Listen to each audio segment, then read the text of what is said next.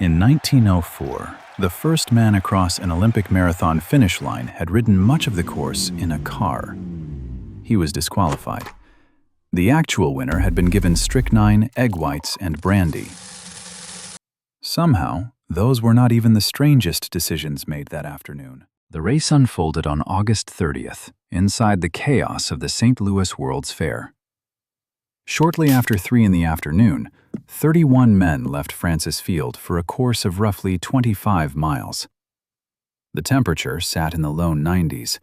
The roads were steep, unpaved, and buried in dust. Automobiles carrying officials drove beside the runners, throwing that dust directly into their faces. And there was only one official water point, roughly halfway around the course. That was intentional. Organizer James Sullivan wanted to test a theory called purposeful dehydration, the belief that drinking less could somehow improve performance.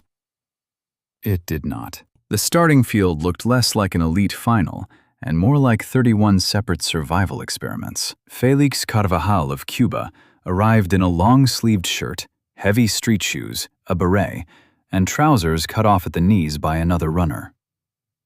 Len Tao and Jan Masciani, two Tswana competitors from South Africa, became the first black Africans in the modern Olympics. Period reports say a dog chased one of them off the course. The sources cannot agree which man it was. Then, William Garcia collapsed beside the road with a stomach hemorrhage.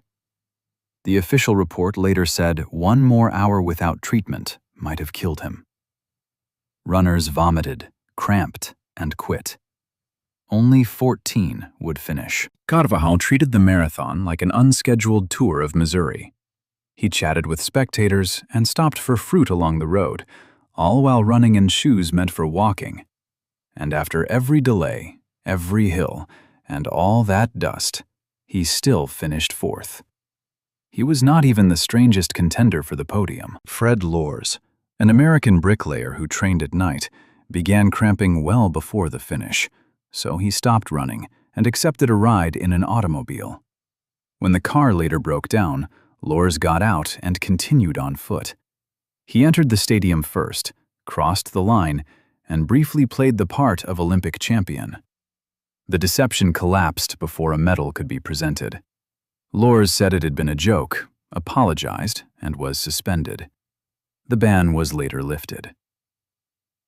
1 year later, he won the Boston Marathon. That left Thomas Hicks at the front, although running had become a generous description.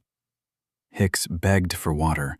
His handlers mostly wiped his mouth with warm distilled water instead. About 7 kilometers from the finish, they fed him egg white mixed with strychnine sulfate, a powerful poison then used in tiny doses as a stimulant. It was not prohibited. In 1904, there were no anti-doping rules to break.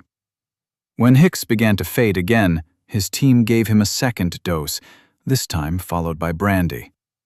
He hallucinated. His legs stiffened. 2 handlers supported him as he staggered toward the stadium, while he moved his feet just enough to remain in the race. Hicks crossed the line in 3 hours, 28 minutes, and 53 seconds. The slowest winning time in Olympic marathon history. 4 doctors treated him before he could leave the grounds. 14 men finished. 1 had been chased off course by a dog. Another had ridden in a car. The winner had survived heat, dehydration, dust, strychnine, raw egg, and brandy. And the officials learned exactly the wrong lesson. Sullivan decided the marathon should be abolished. Race official Charles Lucas praised what he called the careful use of drugs. The 1904 marathon was not merely a strange race. It was modern sport before the guardrails, before safe hydration, anti-doping rules, or any shared idea of what an Olympic marathon should be. The strangest part was not that one runner took a car. It was that the man who stayed on foot was the one being poisoned. True, documented, and filed under strange.